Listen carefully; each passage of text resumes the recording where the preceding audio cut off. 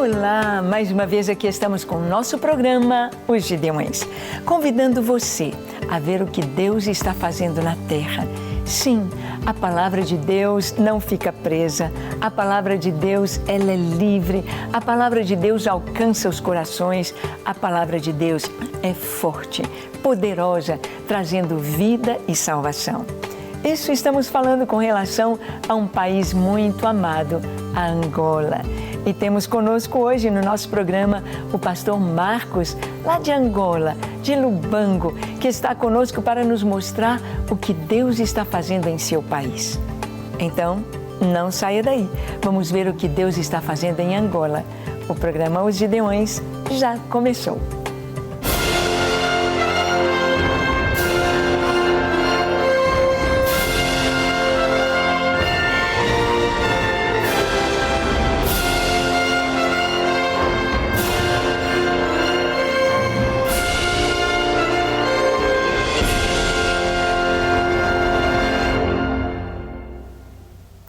Muito bem, nós sabemos que desde que o Senhor Jesus ascendeu aos céus, assentou-se à direita da majestade, à direita do Pai, e está aguardando aquele dia glorioso, quando o Pai dirá: vai, meu filho, buscar a tua noiva, vai buscar a tua igreja, vai buscar aqueles por quem você deu a sua vida. Enquanto isto, o Senhor enviou o seu Espírito Santo e o Espírito Santo de Deus tem feito uma obra maravilhosa em cada coração, convencendo-nos, convencendo o homem do pecado, da justiça, do juízo, trazendo o entendimento de que este vazio na alma só pode ser preenchido por Jesus. Trazendo o entendimento de que a paz com Deus, a paz consigo mesmo, a paz com o próximo, só pode vir através do perdão oferecido na cruz do Calvário por Jesus, e que devemos oferecer o nosso perdão àqueles que nos ofendem. E assim, em todas as nações da terra, tribos, línguas, raças diferentes, diferentes etnias, diferentes línguas, o Evangelho tem chegado e tem transformado vidas, tem transformado comunidades, tem transformado culturas. O Evangelho do Senhor chegou a Angola. E temos conosco a alegria de ter o pastor Marcos. Pastor, é uma bênção você estar aqui. Muito obrigado, minha também, pastor. Vai ser muito bom conversarmos um pouquinho sobre Angola. Com certeza. E também, de uma maneira geral, queremos ver sobre a África. Pastor, uma pergunta. Há quanto tempo o Evangelho chegou na África? Por exemplo, aqui no Brasil, nós fomos colonizados pelos portugueses. Chegou o catolicismo romano. Mas a igreja evangélica, o protestantismo, chegou há pouco mais de 100 anos, apenas aqui no Brasil. Em Angola, há quanto tempo chegou o evangelho? Queria primeiramente agradecer a você que nos acompanha em casa, e a Rede Super e a pastora por esta tarde maravilhosa, por este programa que tem sido uma bênção para as nações. Sim. Amamos a Senhora e a sua vida tem sido uma inspiração. Amém. Bem, quando chegou o Evangelho em África, na verdade, a expansão portuguesa, ela precisamente chega em África há muitos séculos atrás. Quanto à questão de Angola, reza a história que em 1482, os primeiros contactos, barcos portugueses atracaram na foz do Rio Congo e tiveram contato com a população do Reino do Congo em Angola. E como a coroa portuguesa professava a fé católica, também a história mostra que foi neste período, a partir desta época, ali na segunda, terceira viagem, que padres católicos começaram a vir junto com os portugueses para pregarem a fé cristã.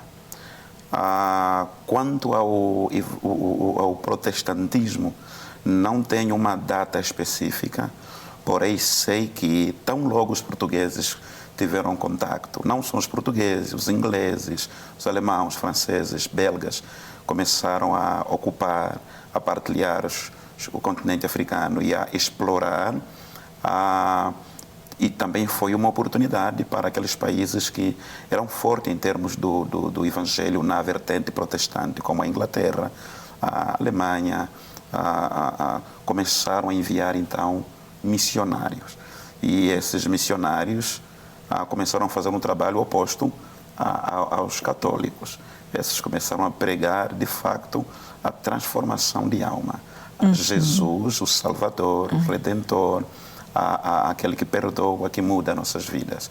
E de lá, então, para frente, muitos missionários começaram a chegar em África, alguns como David Livingstone, que... No Congo, né? Chegou na África do Sul, em Angola, passou por essas regiões da Bacia do Congo, esteve até em Angola, em São Paulo, em Luanda, em Benguela, e começaram a pregar, alcançaram muitos indígenas, muita população nativa, e a convertê-los para o cristianismo, mas na vertente protestante. Claro, o catolicismo também começou a alcançar pessoas, a batizar pessoas, mas estava muito mais associado com uma política de sensibilização ao povo também, para que aceitassem o jugo colonial com maior facilidade, sem mostrar resistência. Então a história mostra esses factos. Mas ali, o que foi se observando, segundo a história, é que, em função da potência europeia que estava a colonizar uma região, também a sua condição espiritual. Se era uma potência mais católica, vinham nesta região mais católicos para fazerem a obra. Se fosse uma potência convertente mais evangélica, como o caso da Inglaterra, o caso da Alemanha, da Bélgica, a França, então, particularmente a Inglaterra, os missionários que vinham eram mais evangélicos e assim o trabalho foi feito na África. O evangelho foi trazido e muitos africanos que estavam envolvidos com muitas práticas, algumas culturais corretas, outras erradas, como o animismo, adoração a algumas forças de natureza, começaram a se converter, tribos começaram a se converter, líderes comunitários começaram a se converter e igrejas começaram a ser construídas. Igrejas acompanhadas com a construção de escolas, hospitais, que foram os centros usados para discipulado, o ensino do evangelho cristocêntrico, que resultou no surgimento da igreja que temos hoje em África e particularmente em Angola. Que lindo! E a igreja foi caminhando, foi se expandindo. Foi. E a diferença é exatamente essa, de haver uma experiência pessoal com Cristo. Não adianta eu nascer num lar cristão, mas eu preciso ter a minha experiência com Jesus. Eu preciso entregar a minha vida a Ele. Eu preciso conhecê-lo pessoalmente e receber dele as bênçãos que Ele tem. A salvação eterna, a segurança, a certeza de vida eterna. Pastor, a igreja foi crescendo, a igreja foi se multiplicando e hoje, como está a igreja em Angola? Como estão os irmãos? Como que está o país? Há alguma região que ainda não chegou ao Evangelho? Ou você crê que toda Angola já conhece Cristo? Bem, devo dizer que quanto à questão da igreja em Angola, na verdade, nós podemos avaliar a igreja em vários momentos na sua história, no seu crescimento como nação. Sim. Porém, eu queria fazer menção a dois momentos que estou um pouco mais abalizado para o fazer, porque vivi os dois períodos. Vivi um, estou a viver outro. A igreja em Angola, no período da Guerra Fria, que foi um período de guerra entre os maiores grupos políticos do país, que se envolveram diretamente e foram preponderantes na luta armada e que terminou com a independência do país, mas que depois da independência alguma coisa não correu bem e isso originou uma guerra muito grande que durou quase 30 anos. Então, neste período existiam, uma boa parte da Angola não era transitável, não havia, as pessoas não tinham acesso, porque existiam zonas que estavam sob o domínio de um grupo, de um grupo armado e zonas que estavam sob o domínio de um outro grupo armado. Então, não havia muito acesso de sair de um lado para o outro. Ali, as cidades que eram mais seguras acomodavam havia maior concentração populacional, porque é onde as pessoas fugiam para se refugiar. Então, é justamente nestas cidades onde, durante o período da guerra, a igreja teve um crescimento maior. Um crescimento maior. E devo dizer que neste período da guerra, a igreja aparentemente invisível, mas era mais ativa no que toca à oração, no que toca também aos grupos pequenos reunidos em famílias, no que toca também a oração pela nação de facto para que a guerra terminasse, mas também se pregava o evangelho com maior intensidade nessas cidades onde havia segurança, onde as pessoas pudessem ficar à vontade. Mas o crescimento não era tão visível como agora, porque as fronteiras estavam fechadas. Não tínhamos muito contato com redes sociais. Mas quando a guerra termina, assinou-se Isso foi quando, pastor? Em 2002, assinou-se então um memorando de entendimento quando um dos líderes de um dos movimentos políticos morreu. Então houve um acordo de paz, houve um memorando de entendimento.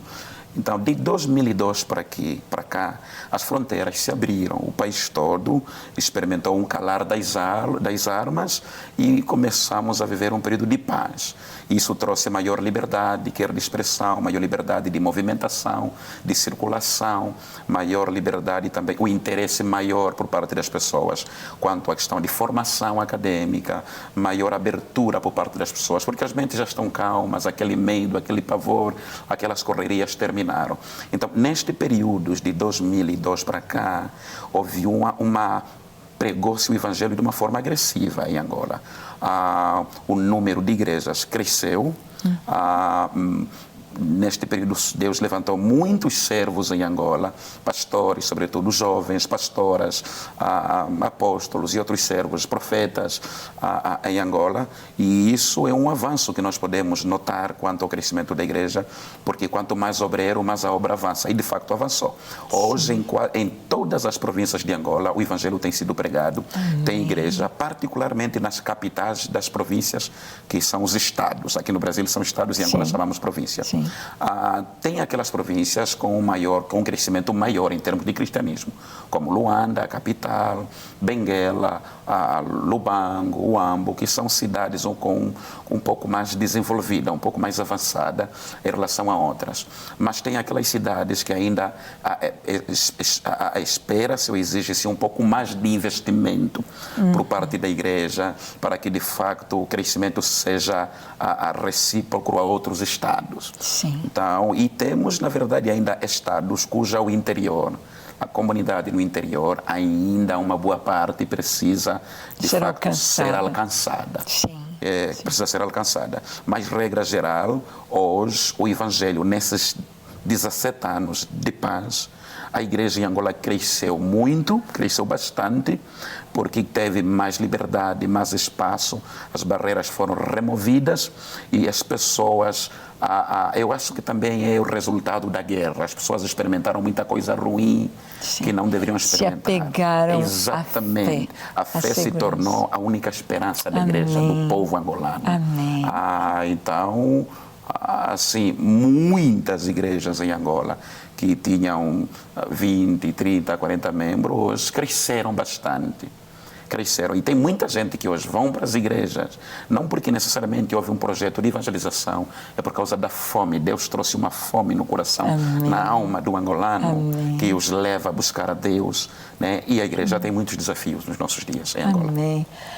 Você pode ver aí como que Deus usa, até mesmo do momento da guerra, para trazer esta fome, para trazer esse entendimento que precisamos dele. Eu sei que você quer conhecer um pouquinho deste país tão especial. Nós temos tanta influência da África aqui no Brasil.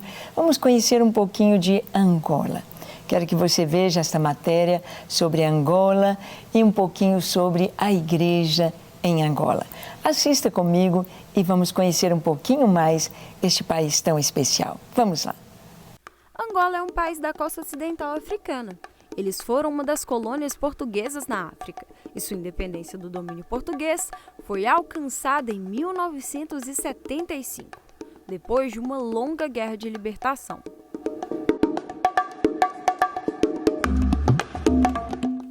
Após a independência, Angola foi palco de uma intensa guerra civil, de 1975 a 2002, majoritariamente entre o Movimento Popular de Libertação de Angola e a União Nacional para a Independência Total de Angola.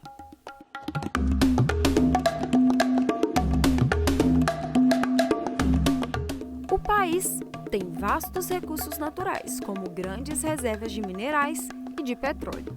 E desde 1990, sua economia tem apresentado taxas de crescimento, especialmente depois do fim da Guerra Civil. No entanto, os padrões de vida dos angolanos continuam baixos. Cerca de 70% da população vive com menos de $2 por dia, enquanto as taxas de expectativa de vida e mortalidade infantil continuam entre as piores do mundo.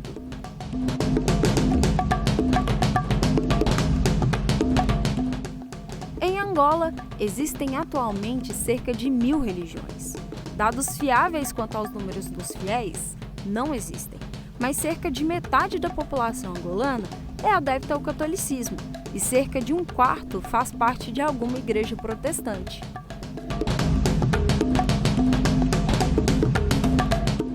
Os praticantes de religiões tradicionais africanas constituem uma pequena minoria de caráter residual, mas entre os cristãos encontram-se com certa frequência crenças e costumes herdados daquelas religiões.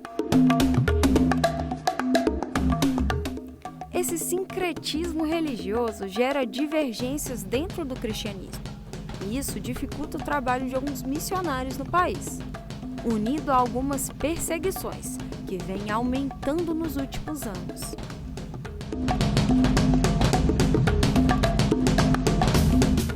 O Ministério Gideões 24 Horas Diante do Senhor apoia diversos missionários e projetos no país. Quer saber mais? Acesse o site gideões24h.com e fique por dentro de tudo o que acontece. Muito bem, você pode ver um pouquinho aí de Angola. E como nós percebemos na fala do pastor Marcos, nós vimos como que Angola experimentou vários momentos de guerra. E sabe, guerra é um tempo terrível.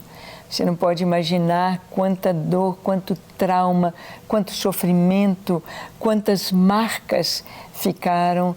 E esse desejo por paz, esse desejo por Deus, trouxe então para a igreja um tempo especial, um tempo de crescimento, um tempo de busca. E vocês têm vivido este tempo, não é, pastor Marcos? Exatamente. Sim. Exatamente. Como em toda parte do mundo, a igreja enfrenta vários desafios. Na medida que o tempo vai avançando, é claro, se torna cada vez evidente a vinda do Senhor Jesus. Sim. E o inimigo sabe que tem pouco tempo. Sim. E sabendo que tem pouco tempo, o inimigo tem intensificado suas ações, seus ataques, suas práticas, por um lado, para destruir a sociedade em todas as partes do mundo, quer em termos de valores, em termos de comportamento, quer em termos de influência. Governos também têm sido influenciados neste sentido. Mas, por outro lado, o inimigo tem atacado a igreja no sentido de ou levantar defamação contra a igreja, Sim. contra pastores, ou adormecer a igreja, levar a igreja a se tornar fria, morna, ou trazer contenda, divisão, inveja entre igrejas, pastores, enfim. Então, a igreja em Angola também tem os seus desafios, não está diferente a isso. O inimigo tem investido e tem atacado fortemente contra a igreja em Angola.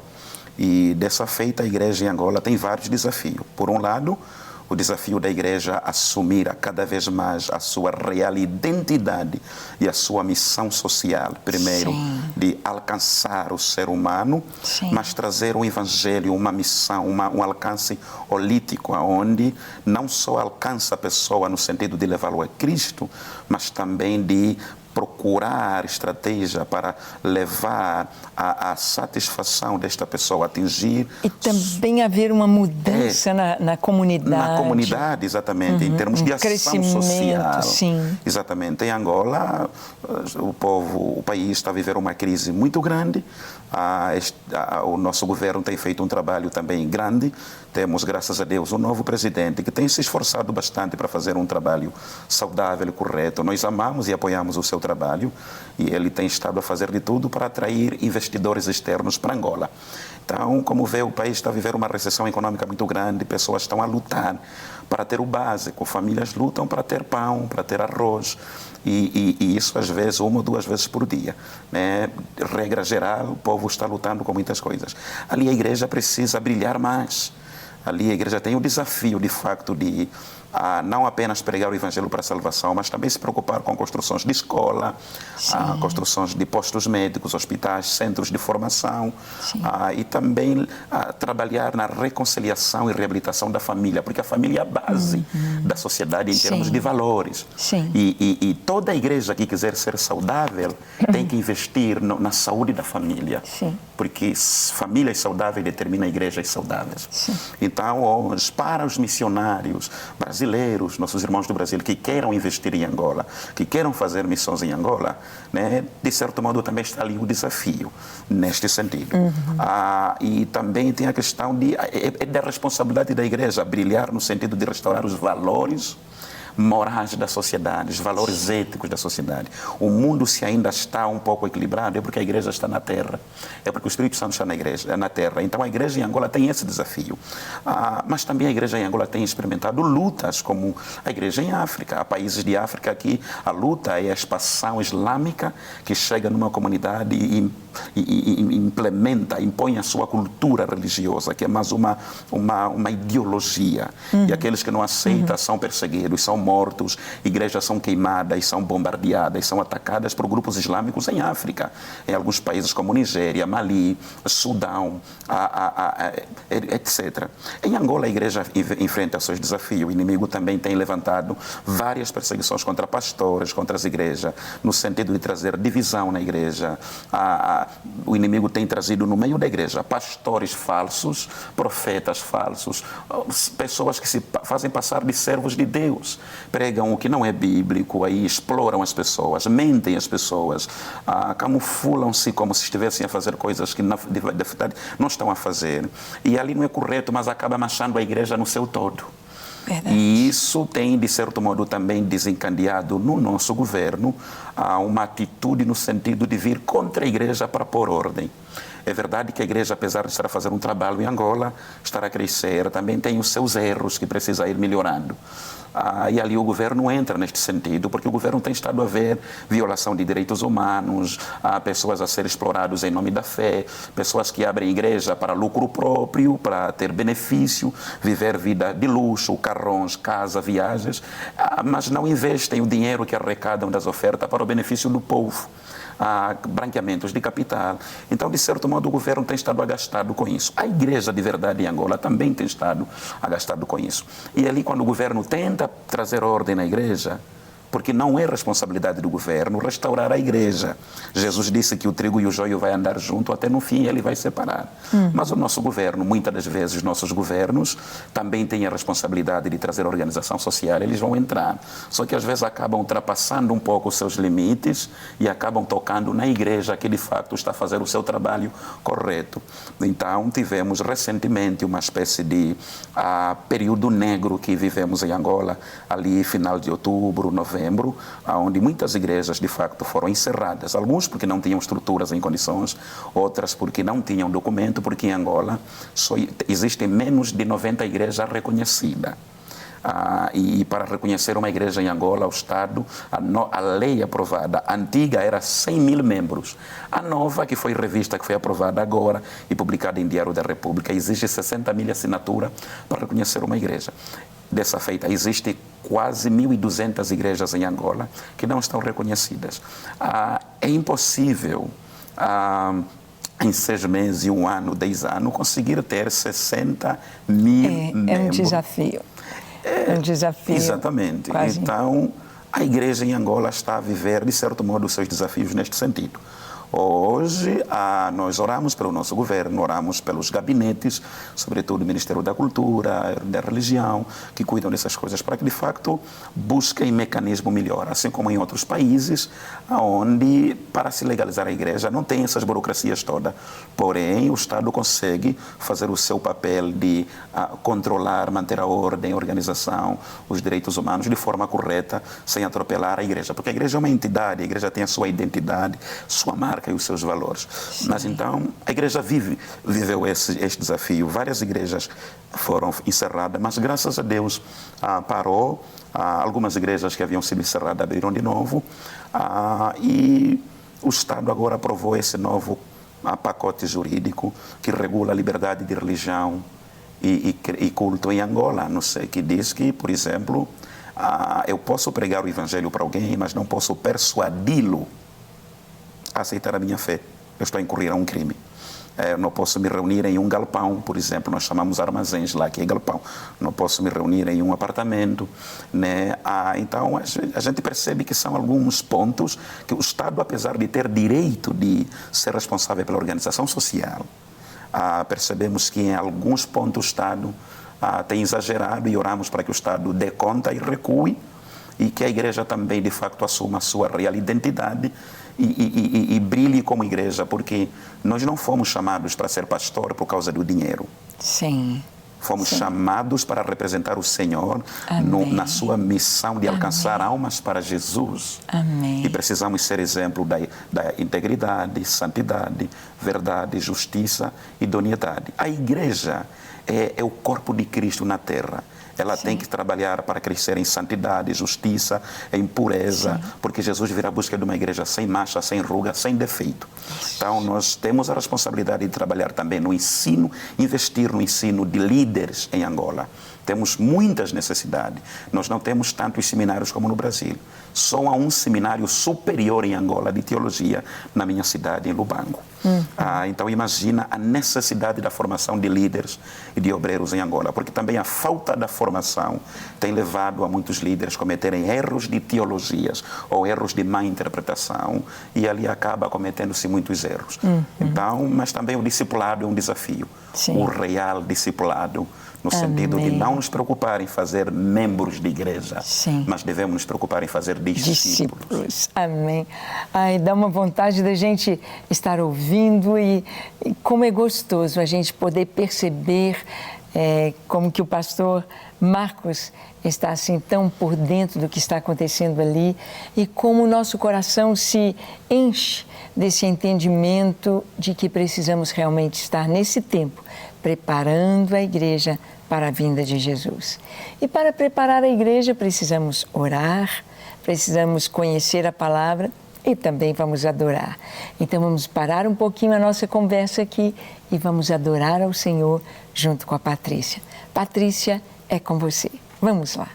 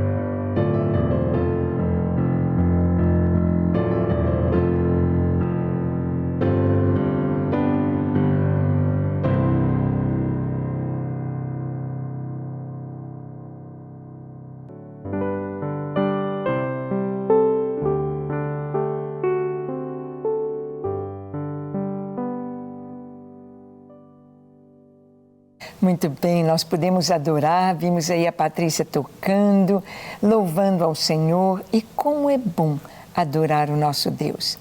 Estamos conversando com o pastor Marcos sobre Angola, sobre a igreja, e vimos como que a igreja precisa estar alinhada com o que foi chamado, alinhada para pregar o Evangelho, alinhada para cumprir o seu propósito de trazer transformação de vidas.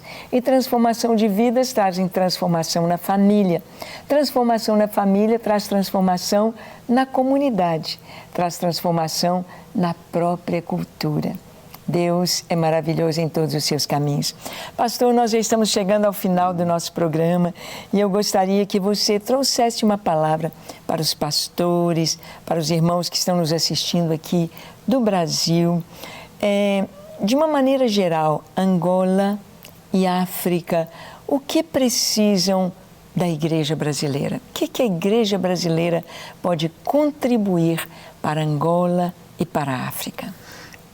Eu penso que uma das coisas fundamentais, que na verdade já tem estado a acontecer, precisamos de muita oração por parte da igreja brasileira, a nossos irmãos, e também aquilo que o Brasil, no caso a igreja, pode fazer em termos de ajudar com projetos sociais em Angola, são bem-vindos neste sentido. Mas também na área do ensino, o Brasil está avançado em formação teológica, tem muito seminário. O Brasil é uma escola, muitos angolanos vêm para aqui para o Brasil para estudar ciência, mas também teologia. E pode-se sair do Brasil para fazer teologia em Angola, para levar o ensino, para formar líderes em Angola também. Amém, que bom! Então, aí está.